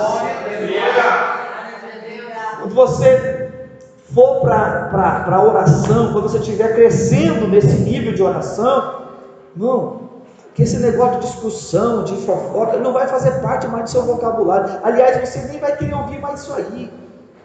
Aquele fulano que vai chegar e dizer assim: rapaz, você não sabe da nova. Você não sei mesmo, porque eu estou orando. Tem tempo para ficar sabendo disso aí. Rapaz, eu preciso falar com você. Tem um negócio aí que vai estourar. Eu não quero saber do que está estourando, eu quero saber do que está tremendo, que está abalando. E a oração está abalando, está tremendo tudo por causa do poder de Deus. Então a gente não tem tempo para isso. Você não tem tempo para fofoca, para mentira, facção, divisão. Você não dissimula isso na igreja. Sua vida é inspirada na presença de Deus, cheia de Deus. Você está crescendo para cima. Quem está crescendo para cima quer ficar com fofoca, quer nada. Quem está crescendo para cima quer ficar mais próximo de Deus. E isso é vida de oração. Ore em todo o tempo, busque a Deus. Viva uma vida de oração. E isso vai te fazer crescer para cima. Veja que Atos capítulo 4 vai mostrar isso. Veja lá, Atos capítulo 4. Aliás, começa em Atos capítulo 1, vai. Atos capítulo 1.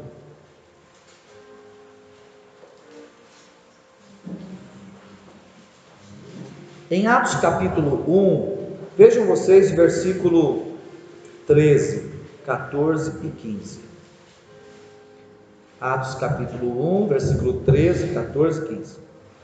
E entrando, subiram ao cenário, onde habitavam Pedro e Tiago, João e André, Filipe e Tomé, Bartolomeu e Mateus, Tiago filho de Alfeu, Simão Zelote e Judas de Tiago. Você vê que eles têm uma comunhão, fulano com Beltrano, Beltrano com Ciclano. Você vê que eles ensinam para a gente que não tem carreira solo aqui, não tem individualismo. Deus nunca trabalhou com carreira solo, Ele sempre chamou para trabalharmos em unidade. Quando Ele formou o homem, disse: esse negócio de carreira solo não dá certo não, vou fazer uma mulher para ele. Você viu? Depois que a mulher veio, Adão nunca mais soube o que é. Bom, deixa quieto. Vamos para o versículo 14. Deixa para lá. Versículo 14. Todos estes, o que eles faziam? Perseveravam unanimemente, duas áreas: oração e súplicas. Oração e súplicas, né? Orar é uma coisa, súplica é acima do que você está orando, é mais do que orar.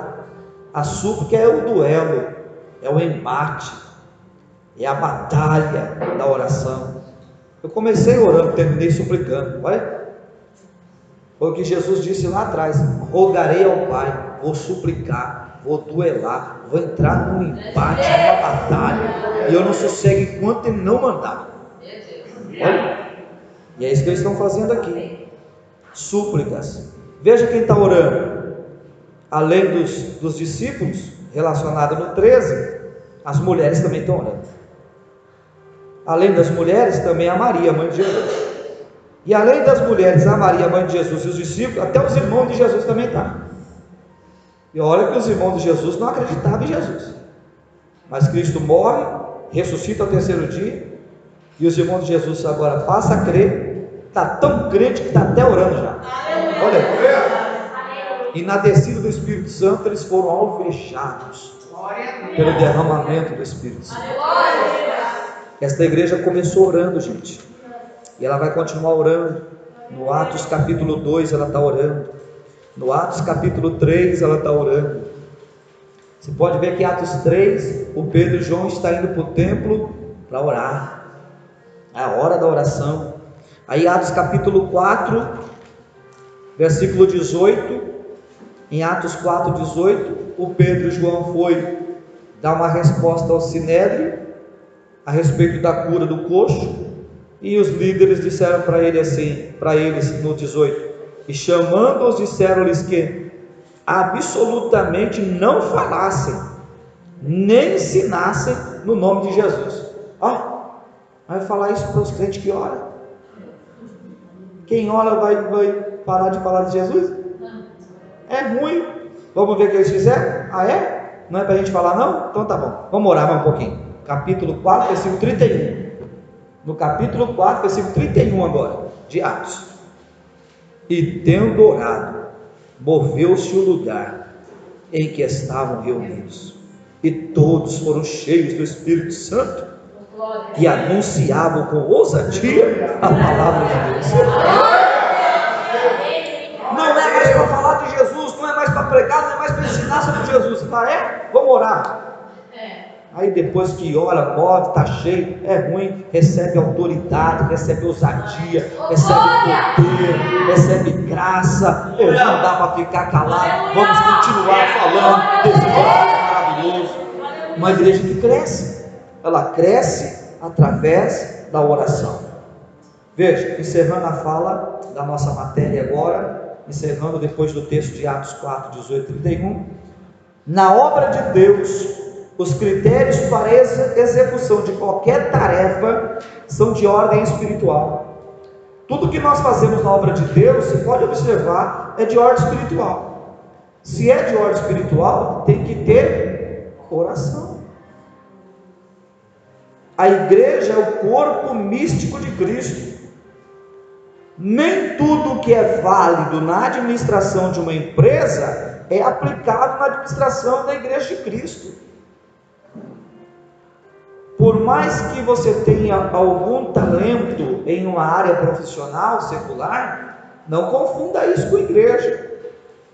Você pode ser um excelente administrador na sua área financeira, onde você trabalha, no mundo secular. Você pode ser expert lá fora, você pode ser um MBA lá fora. Na igreja não funciona assim. Na igreja ela trabalha com disciplina, com área espiritual, com oração. Então a gente não pode misturar essas coisas. Em alguns lugares se misturou tanto que a oração foi embora. Nós estamos vendo na era do coach. Quem trouxe um coach para que orar? O coach já me ensinou. Só que eu fico refém do coach e ainda pago 5 mil para ele, para aprender com ele. Eu vou orar para quê? Se o coach me ensinou. A gente não pode perder isso. Dependência de Deus. Vamos continuar dependendo de Deus. Aleluia! Para crescer para cima tem que andar de joelhos. Quem anda de joelhos já tem um coach do céu. Aleluia! E o Espírito Santo, ele está dentro de nós para fazer toda a mentoria dele. Está vendo? Não podemos confundir essas coisas, porque a gente vai deixar de confiar em Deus e esperar em Deus e começar a colocar a nossa confiança nas nossas técnicas, na nossa sabedoria, na nossa inteligência, e Jesus fica para depois. A gente não pode mudar isso aqui. A igreja começou assim, sempre foi assim, e ela deve continuar assim, firmada na verdade, na palavra. Então nós temos 2 pontos. Terceiro, para a gente fechar hoje, para não ficar aqui muita coisa para amanhã, mas o terceiro é adorar a Deus.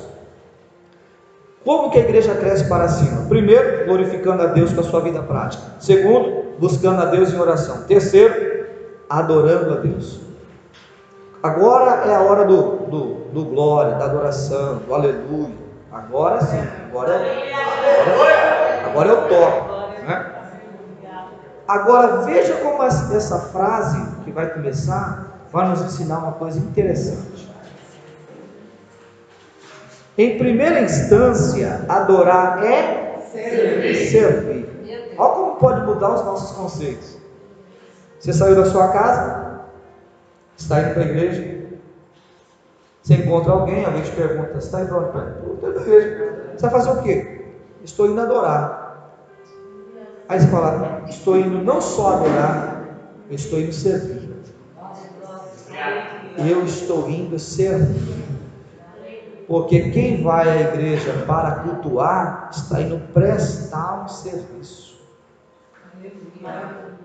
E esse serviço é de um caráter santo. Estamos indo prestar alguma coisa para Deus, adorar a Deus. Estou indo prestar um serviço santo, estou indo servir, estou indo adorar a Deus. Quem faz isso, cresce para cima. Cresce para cima. Por que eu quero que você entenda isso? Para não se tornar uma obrigação. Alguns crentes vêm na igreja por obrigação. Ele não entendeu que é um serviço, ele não entendeu que é um culto, que é um relacionamento.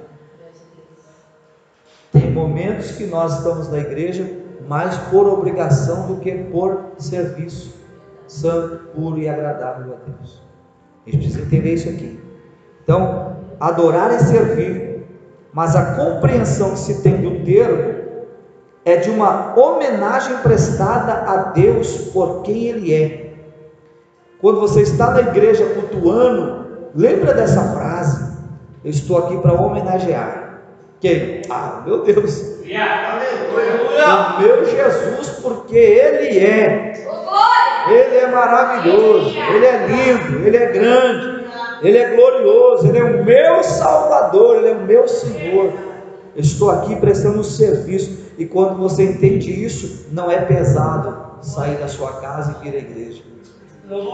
Não é fardo sair da sua casa e vir à igreja. Não é uma obrigação sair da sua casa e vir à igreja.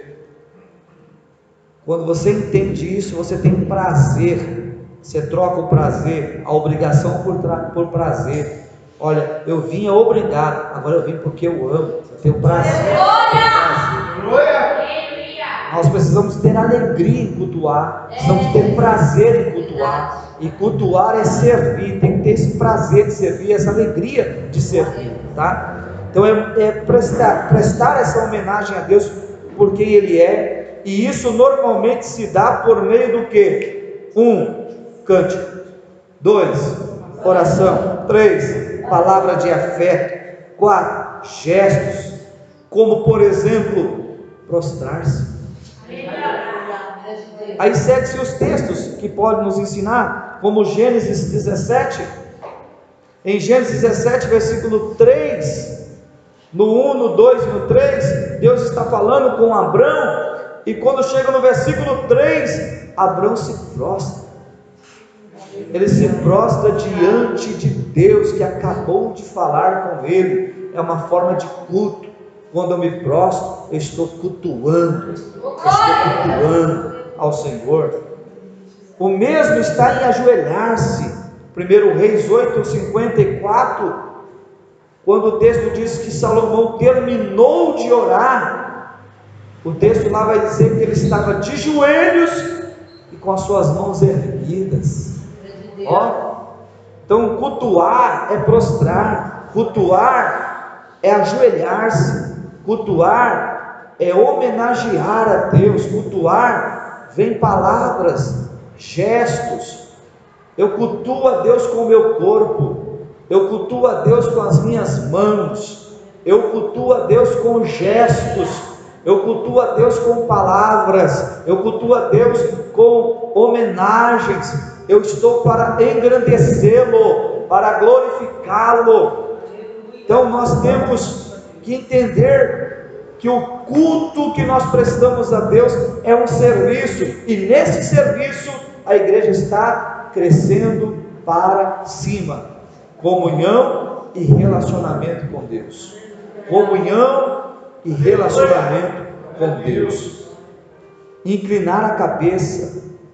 Moisés, quando ouviu a voz do Senhor, em Êxodo 34, falando com ele, o texto diz que ele inclinou, prostrou-se o rosto em terra. Ele inclinou-se diante de Deus, reverência à presença de Deus. Página 4, olha lá. E vou encerrar bem aqui nesse tópico para não onerá-los. O termo latino aqui, ele é composto por duas palavras, tá? A palavra ad, que é a palavra a, e a palavra ores, que é a palavra boca. Aí a junção da palavra adorar é o mesmo que aplicar a mão à boca. Quando você adora, quando você adora, adorar. Aplicar a mão à boca, beijar a mão é uma forma de adoração. Beijar a mão. Aí isso é prática da Bíblia. Aí o negócio agora ficou legal. Vamos ler um texto para você entender isso. Lucas capítulo 7.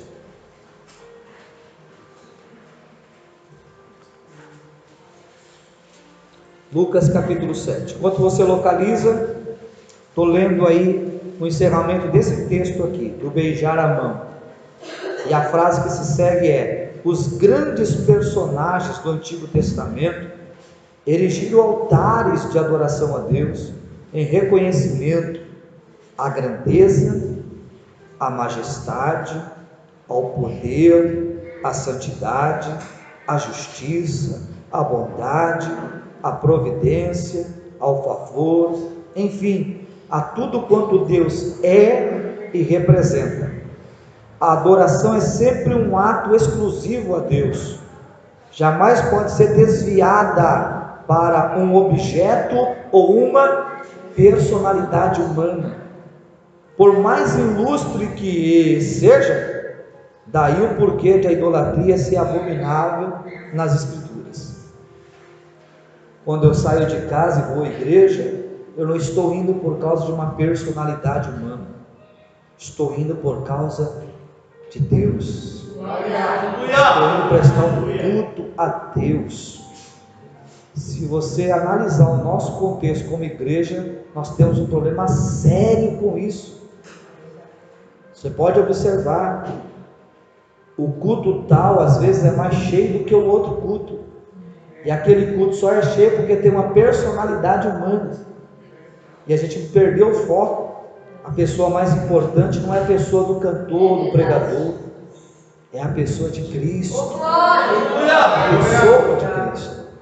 A gente não pode mudar isso. Em Lucas 7, versículo 36, e rogou-lhe um dos fariseus que comesse com ele. Agora veja, quem está convidando Jesus para ir na sua casa? Um fariseu. Pensa num povo difícil nos tempos de Jesus. É tanto que quando a gente quer falar de hipocrisia, a gente chama o irmão de fariseu, não é assim? A cunha que ficou mesmo para valer. Fariseu, uma seita judaica que surgiu ali no período interbíblico, que tinha uma característica religiosa por fora, mas mentirosa por dentro. Externamente eram santos até demais. Quando orava para todo mundo ver, para alguém falar: nossa, como eles oram. Quando jejuava, deixava transparecer, para alguém falar: nossa, como eles jejuam. E quando dizimava, puxa vida, para todo mundo olhar: nossa, como eles dizimam. A santidade deles estava nas mãos e nos pés. Lavavam as mãos, lavavam os pés, lavavam os copos, os pratos. Tinha uma santidade externa. Mas o que eles pregavam, eles não viviam. Está lá em Mateus 23 essa parte. Jesus os chamou de hipócritas, comparou ao cemitério da cidade, disse que por fora eles eram bonitos, mas estavam mortos por dentro. E ainda falou: vocês pregam uma coisa, 23:4 de Mateus, pregam uma coisa que com o dedo não consegue sustentar. Então era um choque. Jesus e os fariseus eram um choque terrível por essas questões teológicas aí. Mas esse fariseu, ele é interessante porque o nome dele é Simão, a gente vai ler isso aí daqui a pouco, e ele vai fazer um convite para Cristo, que na verdade ele não acredita que Jesus vai aceitar, porque ele é fariseu. E sempre dá briga entre fariseu e Jesus, Jesus nunca alisou eles. Só que aqui, quando ele faz o convite, Jesus aceita o convite dele. Ele convida a Cristo para ir jantar na casa dele. Jesus falou: pode marcar que eu vou. Quando você quer? Pode ser hoje? Pode. Aí ele sai da presença de Jesus, vai para casa para preparar um momento, um ambiente para receber Jesus. Quando ele está indo, o coração dele desvia do caminho. Porque vocês vão ver o texto, como que uma mulher da cidade consegue sair da cidade e entrar nesse banquete? Porque ele mudou a forma do banquete. O banquete ocorria internamente. Geralmente as portas eram fechadas, só os convidados participavam. Se a mulher saiu da cidade e conseguiu entrar, porque a porta estava aberta. Ele mudou a forma do banquete. Por que ele fez isso? Porque ele quer que todo mundo saiba. Porque todo mundo saber, amanhã vai dar ibope. Ó, já pensou? Ele andando na cidade: e aí, esse irmão? Você tá fraco não, hein? Jesus entrou na sua casa, rapaz. Comeu contigo junto à mesa. Queria falar não, mas ele é meu amigo. Jesus. Como hoje a gente tem muita gente. Quantas pessoas, irmãos, que não eram nada. Você não sabia nem que ele existia. Jesus salvou, batizou, deu dons, está usando tremendamente, e a pessoa se perde e diz: poxa, eu sou o cara. A soberba subiu, a fama chegou, o orgulho também. São pessoas que estão crescendo, mas em nome de Jesus, utilizando-se da fama e do nome de Jesus. E aí elas escolhem os lugares que elas querem ir. Elas não são mais aquelas pessoas simples de quando elas começaram, que ela ia na igreja da rua de baixo, na rua de terra, com 30 crentes, com 5 crentes. Agora tem que ser um negócio grande. Agora mudou tudo. São os fariseus do nosso tempo, querendo ficar famoso, pegando uma carona no nome de Jesus. Só que Cristo não morreu na cruz para fazer isso por nós. Cristo não morreu numa cruz para a gente virar astro, estrela, top da galáxia. Não. Jesus morreu numa cruz com um propósito: salvar a minha alma pecadora e sua alma. E isso nos basta. O que vier depois, irmão, é bênção demais. Mas salvação é o primordial. E ele quer pegar uma caroninha, então o que ele faz? Eu vou fazer de porta aberta, todo mundo vai ficar sabendo. Você pode ver que no versículo 49 tem mais gente com ele aí, ó. Lucas 7,49. E os que estavam à mesa, está no plural, olha aí. E os que estavam à mesa, quer dizer, ele teve que colocar mais pessoas envolvidas, porque tem que ter alguém para tirar a foto, tem que ter alguém para fazer a parte da filmagem, tem o pessoal do banner, da faixa, do cartaz. Quem vai postar no YouTube depois? E o pessoal da live? Tem que ter. Se fosse nos nossos dias, ele estava parado para tudo isso aqui. Então ele preparou todo o pessoal do marketing, senão não vai funcionar. Jesus chega na casa dele, já deu uma olhadinha: tem coisa errada aqui. Vai para a mesa. A mesa era 5 centímetros do chão, é uma espécie de um divã. Então você tem que se inclinar, seus pés ficam para trás. Você fica aqui molhando o bocado, comendo, olho no olho, discutindo as questões que você estava tratando. E isso todo mundo lá fora vendo. Nossa! E esse esse negócio de nossa, chegou lá na cidade. E aos ouvidos de uma pecadora. Olha que cena. E a palavra pecadora nesse texto aí, no grego, ela tem uma ideia de alguém que estava na prática do pecado. Hamartia. Ela era uma mulher que vivia na prática do pecado. Imagina onde a fama chegou. Lá dentro do ambiente de pecado. Aos ouvidos de uma mulher que está na prática do pecado. Sabe o que ela associou? Se Jesus falar com o fariseu, vai falar comigo. Olha o que ela associou. Qual é a diferença dele para mim? Olha o que ela associou. Olha o que ela associou. Se é agora que eu vou falar com ele. Na casa do fariseu, vou para lá agora. Quando ela está saindo para ir à casa, para falar com Cristo, eu não posso ir até ele de mãos vazias. Meu Deus. Estou indo para o culto. Entendeu?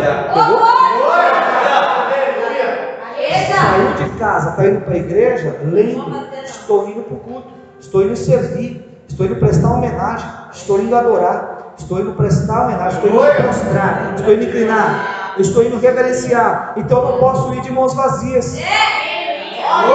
Por isso que no culto, além do culto, nós temos a oferta, nós temos o dízimo, nós trazemos alguma coisa. Eu não vou comparecer diante dele de mão vazia. Eu tenho que levar alguma coisa para entregar no altar, porque eu estou indo no culto. Você já leu Mateus capítulo 2? Depois você lê em casa do verso 1 a 11. Mateus 2, verso 1 a 11. E em Mateus 2, verso 2, está escrito assim: que os reis do Oriente chegaram em Jerusalém, foram lá no palácio de Herodes e disseram: aonde está aquele que é nascido rei dos judeus? Porque vimos a sua estrela e viemos adorar. E viemos adorar. E viemos adorar. Só que a notícia é: ele não está aqui não. Ele não está aqui, então vamos embora. Por quê? Não, a gente só fica onde ele está. Isso quer dizer, nem todo lugar o cordeiro está. Presta atenção. Em todo lugar Jesus não está, pode ir embora. Mas vai logo, não fica não, vai embora. Você vai se enrolar se ficar. Não vai perder nada com isso, pode ir embora. Agora, se entrar e ele tiver, aí muda. Por quê? No 2:2 ele não estava, então vamos embora daqui. No 2:11, Mateus 2:11 diz assim: e entrando na casa, viu o menino envolto em lençóis, com a sua mãe, Maria. Quando eles viram, três atitudes. Número 1, prostraram-se. Está no texto assim. Número 2, adoraram. Número 3, ofertaram.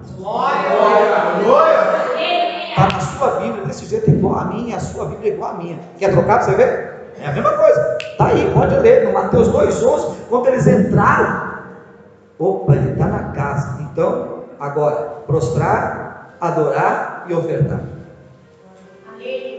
Se você chegar no ambiente de culto, percebeu que Jesus está presente, por favor, se prostre, adore e oferte. Então, ela tá assim, ó. Eu preciso lá falar com ele, mas eu não posso de mãos vazias. Deixa eu ver o que eu tenho aqui. Um vaso de alabastro, cerâmica muito cara na época. Mas dentro do vaso de alabastro tem o unguento. Pensa num negócio caro. E a dificuldade que era ter esse unguento, que você tinha que fazer uma junção de várias especiarias para chegar a isso. Então era muito caro. Era tanto que, se fosse vender, era 300 denários.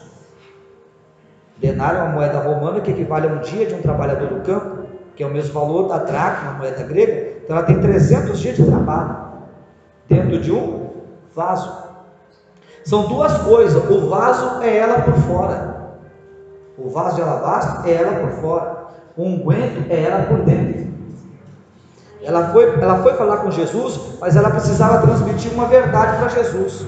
E para transmitir essa verdade, ela leva o vaso. Olhando para o vaso, está vendo ela por fora. Olhando o que está dentro do vaso, está vendo ela por dentro. Ela queria mostrar para Jesus que o que ela era por fora não era aquilo que ela era por dentro. Por fora ela era uma pecadora, mas por dentro ela era uma adoradora. Ela está dizendo: por fora eu sou uma pecadora, mas aqui dentro tem uma essência. Eu nasci para te servir, eu nasci para te adorar, eu nasci para dar glória ao teu nome.